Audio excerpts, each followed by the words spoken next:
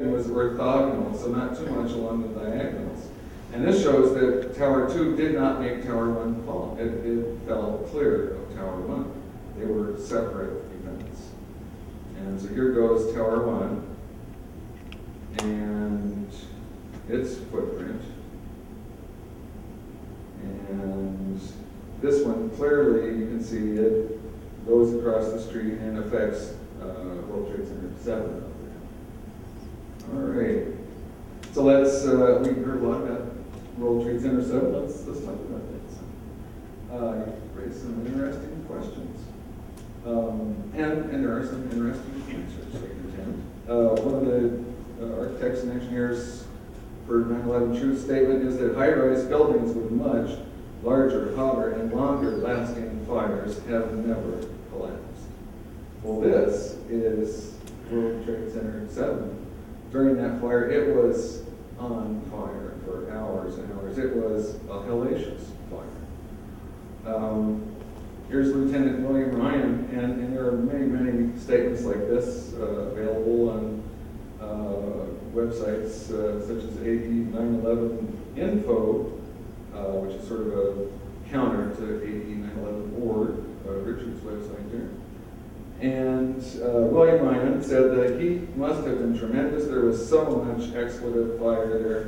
This whole pile was burning like crazy, just the heat and the smoke from all the other buildings on fire. You couldn't see anything. So it took us a while, and we ended up backing everybody out, and that's when 7 collapsed. And there are numerous statements. There was a huge fire. They knew it was going to collapse hours ahead of time when that reporter for the BBC misreported it. There were so many things going on that day. News was flying like crazy. I remember that day. It was one of the most intense news days of all.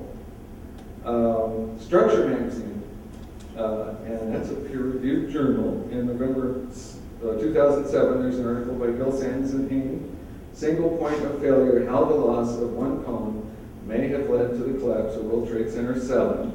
And they've done their own detailed finite element analysis and found 79, this column here, as being something that started the collapse, and then it proceeded first horizontally and then vertically.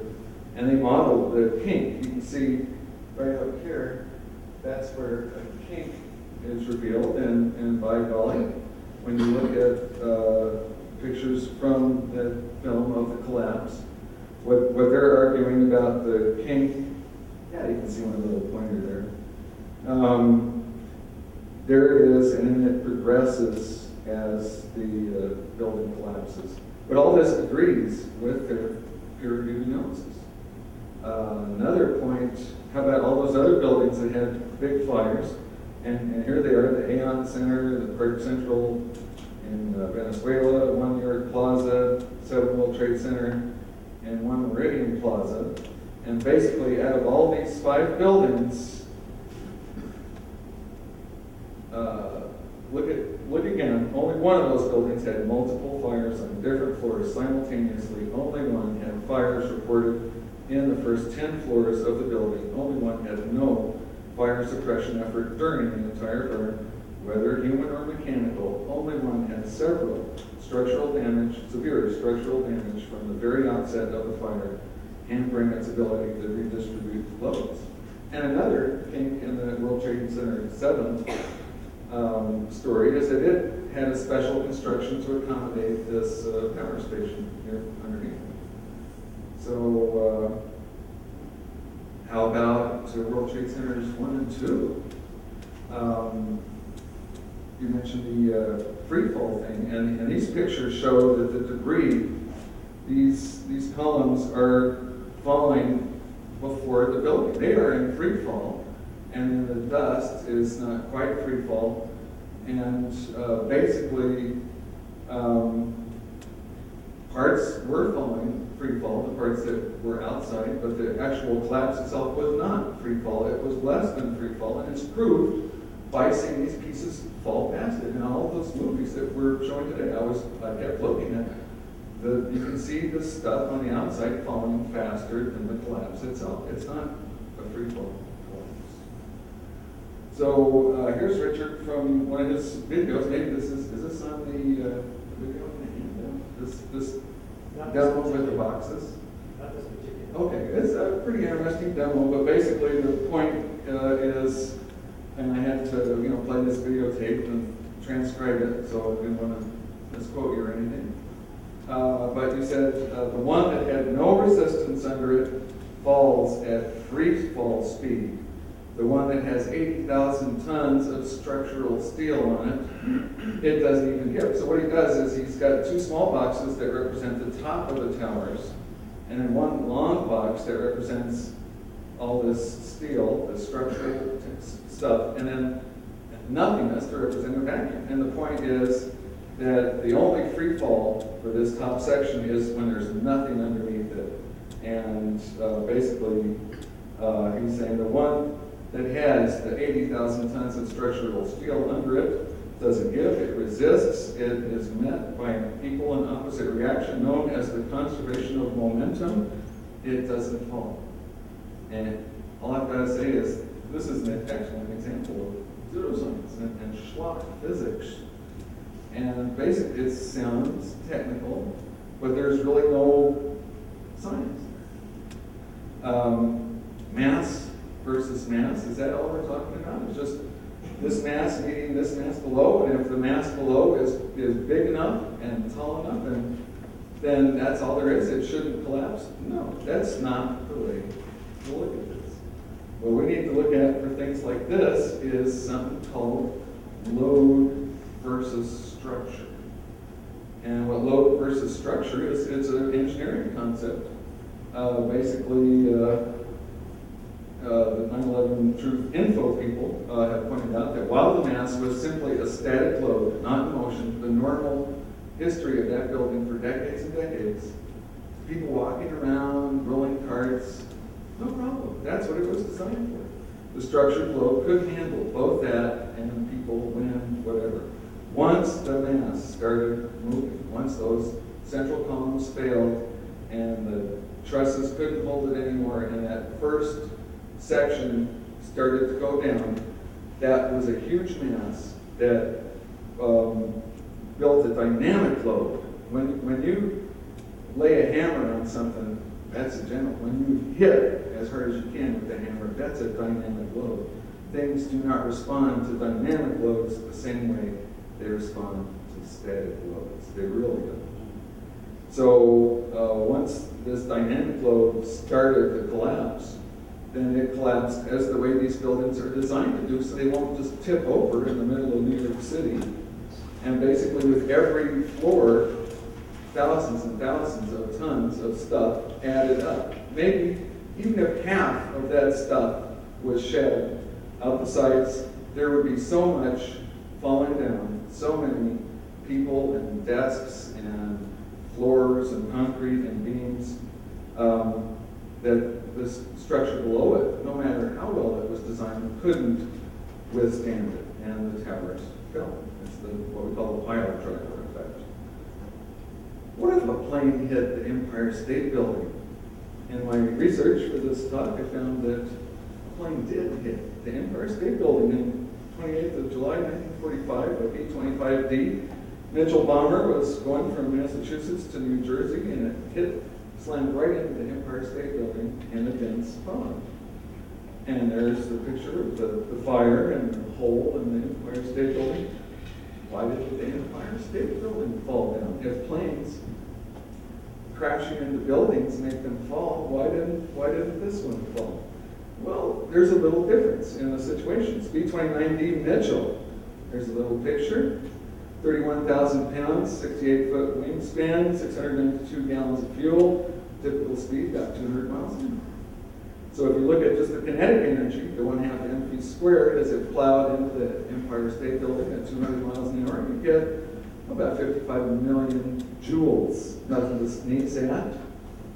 Let's look at a Boeing 747. 836,000 pounds, 212-foot wingspan, 63,500 gallons of fuel, almost 100 times more jet fuel. Typical speed, 500 miles an hour. this kinetic energy that goes as the square of speed is going to go way up, and with a bigger mass and a bigger speed, the kinetic energy is going to be about 21 billion joules. So we're talking 400 times more kinetic energy and about 100 times more chemical energy. When the 747s impacted the towers, it was very, very much more energetic than when that little B-29 hit the towers. It was a bad thing. It brought those two towers down. Can a gas fire really bring down a concrete and steel structure? Yeah. We have another evidence of this. McCarthy Base, California, probably not too far from San Francisco where you are. April 29th, 2007, this gasoline tanker had an accident, didn't make the turn under the bridge. The driver escaped, no one was killed. The truck burned, lots of black smoke, not supposed to be very hot. And it absolutely collapsed this big concrete, steel reinforced bridge. And totaled 2 freeways and really caused a lot of urban plight there for commuters for a long time. Thermite and thermate. There's several resources, people who are also concerned about getting to the truth, sort of skeptics that are interested in such things. So 9/11 Guide at googlepages.com has noted that the elements that Professor Jones reports finding have already been discovered by other World Trade Center dust surveys, who for the most part don't seem surprised by their presence. It seems likely that in all cases, there are other WTC sources that could deliver far more of these elements than you would ever see from thermite or thermate. And there's also no clear evidence that the suspect elements are available in proportions that match what you'd expect from thermate reaction. And also this business about partially combusted thermite, no, I mean, once that stuff goes, it goes. There's not going to be partial. So now this is a movie that was made at the EMRTC, and this was commissioned. I learned for a reality show that's done by Jesse Ventura, and basically they painted some thermite on this big beam that you see down there, and then they had a cup full of thermite that was burning until it burns through, and it's going to dump all this thermite on this big I-beam, which is also painted in thermite, and it's just going to melt the I-beam, according to what we've heard today. And so we'll see how that goes. But basically, you're not going to see this on TV because I gather that the producers for the Jesse Ventura reality show wanted the beam just to melt with a little bit of thermite. So there it goes, and there was all kinds of heat and smoke and sparks and flame. And my grandson got a little kick out of this when we were previewing it this morning. Maybe 5 minutes. 5 minutes, okay. I got a little early myself. But basically, the upshot, the moral of the story was the iron was hardly damaged at all. Just had a little surface stuff on it. It did not melt. It did not drip away. And that was a hot little fire. So we'll let that guy burn out there. And then this over here, I think that's a lens flare. Something we were talking about when I was in Tucson at the UFOs Modern Mythology Conference a couple weeks ago. Sometimes these things overlap. It's interesting. So basically, it's an interesting question. I'm curious to learn, more about the thermite myself. To try to, track down some of these reports of the liquid metal. I haven't found any that have chicken my roll yet, but it's interesting, so worth a look. So in conclusion, my position is, based on researching this intensively for the last couple of weeks, but on and off for years before that, is that fires caused by the two 747 impacts caused the Twin Towers to fall, and debris from World Trade Center 1 damaged, or World Trade Center 2, that should be, that is 7. There's TC1 damaged 7, and that caused the fire and its subsequent failure.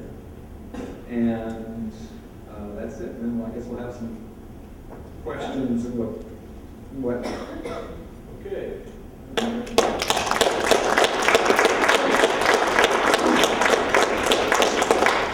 We have just a little less than 20 minutes for questions, so I'll be happy to take questions from the audience. Yes? Just to clear up one gross negligent error in the second presentation, there were not two 747s that hit the building, but I'm an engineer, and I'm going to assume that you carry a B-25 inch or what my dad flew in World War II, and I recognize the size of it versus 757s. I think 157, 67 did. In your estimation, calculating immediately in front of an audience, do you think it's comparable that those two jumbo jets would be, I was so rushed for time putting this together. I didn't have time to even get the Pratt & Whitney engines. I could have done much more. No, just it's not trying to embarrass your question. I don't think there'd be that much difference. But I think that 57 would probably be bigger. It'd be less, but I can help with that. Yeah, we can help with that. Let's turn the lights up, Dennis. Here's someone from Boeing. Okay. What's the answer? I'll give the light. Well, the 767 is roughly the same gross weight as the 747. The 747 is slightly larger because it's a four-engine aircraft. But the overall gross weight, fuel capacity is very similar between the 767. there wouldn't be a material error, even though we identified the airplanes. Not significant. Yeah, let's focus on what's really important here, and that's the evidence that was brought up that's not really being dealt with. So who has a question about the Right, evidence? very quickly, that was only 10,000 gallons, by the way, and Positive Rental on the Truth has said that it couldn't go 500 miles per hour. But anyway, how do you explain the free fall speed of Building 7? We had 2.75 seconds, and NIST has confirmed That is not accepted in the mainstream scientific community. And I calculated the time to fall, and basically that movie, you're not seeing the whole bottom third of the building, and that takes a few more seconds to fall. Basically, on your website, you calculated the acceleration as 9.1 meters per second squared. That's much less than 9.8 meters per second squared. Yeah. So it's not free fall. Well, let's clarify what NIST actually says in their final report that came out in November of 2007. This building came down at free fall in the first 100 feet, 2.25 seconds. Now that is a fact, and that's their conclusion, but they do not acknowledge the implications of that conclusion, which is that the structure had to have been removed, and removed simultaneously on at least all 24 core columns within 1/10 of a second of each other. That must be explained. I think the guys in that report that I mentioned in the structural engineering magazine, they did this one. So I commend that report to you. Yeah, you're referring to a report that was done, an article that was done about 3 years before the final report came out by NIST documenting the free fall. Relative to free fall at World Trade Center, Twin Towers, the physicists have documented 2/3 of free fall speed. So I've never claimed that the Twin Towers came down at free fall. It's just shy of free fall. Free fall would be about 9.1 seconds. The building comes down, depending on how you measure it, somewhere between 10, 12 seconds. So it's slightly less than free fall against that 80,000 tons of structure. The central cores were standing well after the building collapsed for many seconds. Yeah. Question? Sir, I have a question, Mr. Gage. As far as the other gentleman mentioning that the fire did not have to be hot enough to melt steel, how would you address that? It's true. Steel does soften to its point of failure prior to melting. So the question is, how do we get several tons of molten iron in the basements of the World Trade Center and underneath Building 7? Molten iron that has within it the chemical evidence of thermite. This has to be explained. Now, NIST denied that this molten metal exists, and yet FEMA documents it. Intergranular melting, rapid oxidation, sulfidation. How did that molten iron get there? Why does it have the chemical evidence of thermite in it? Do you want to make a comment? Can I take another question? Take another question. Okay, the first speaker, you attribute the thermite as a source of fire, if I understand you correctly. How would you explain the thermite being distributed all throughout this building, unbeknownst to anyone else in the building?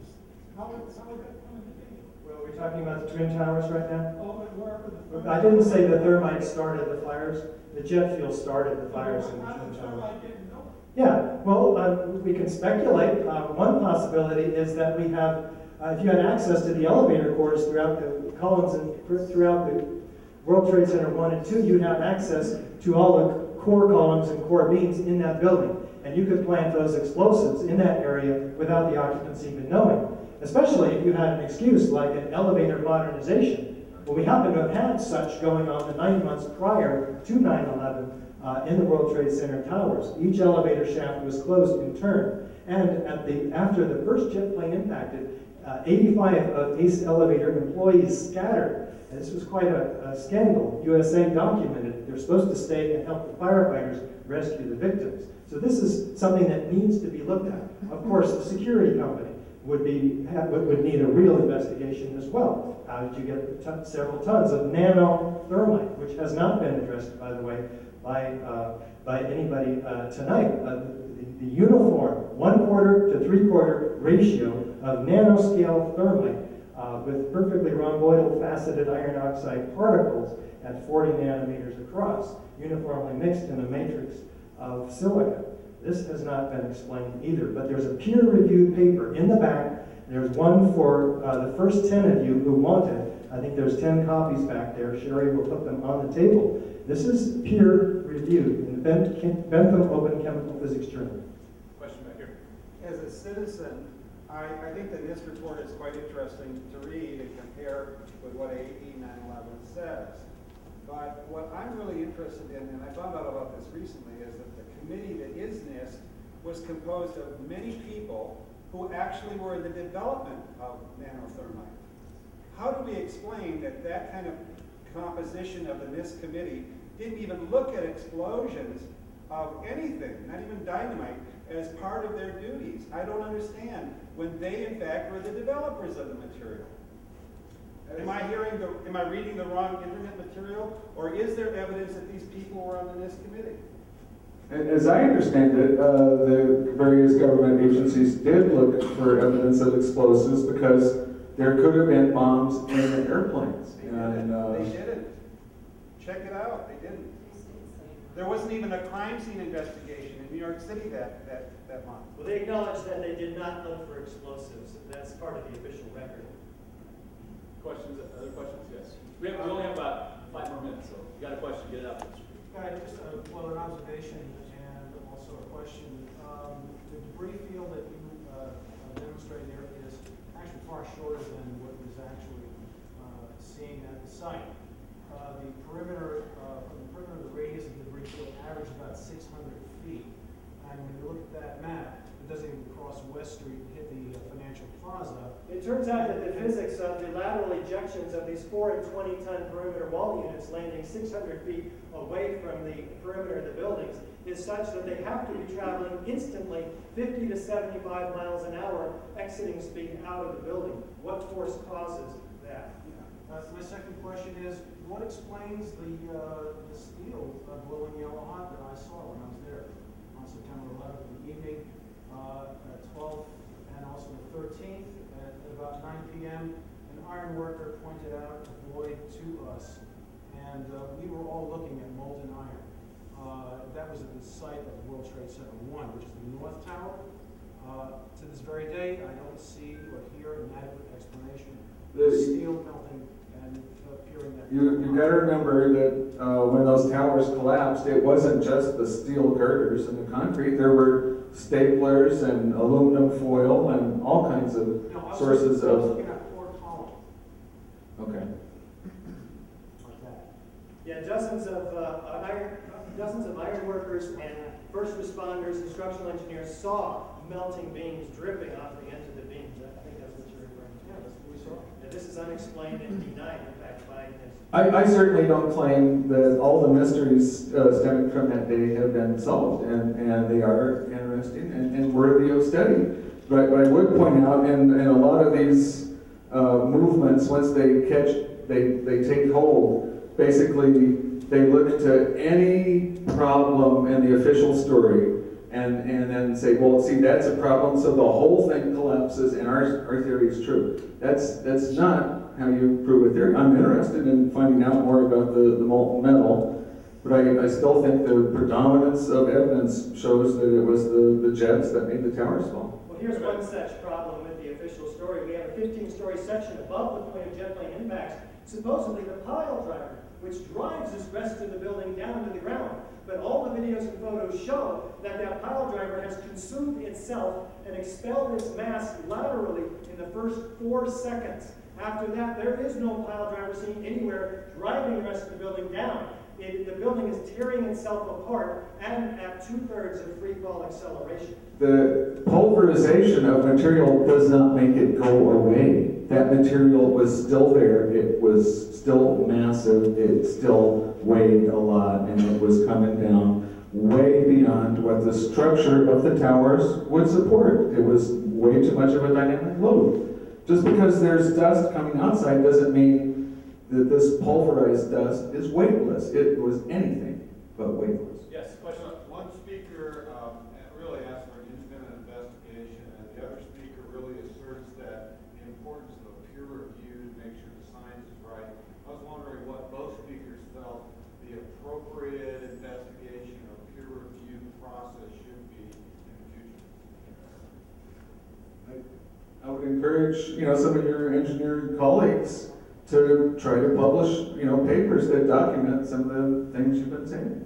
Get it out there where people can examine and ponder the evidence in the forum where science really happens. Yeah, this is very important, and it's not just us. It's people supporting the official story that takes account of the evidence that you'll have 2 hours of in the DVD that we provided all of you today.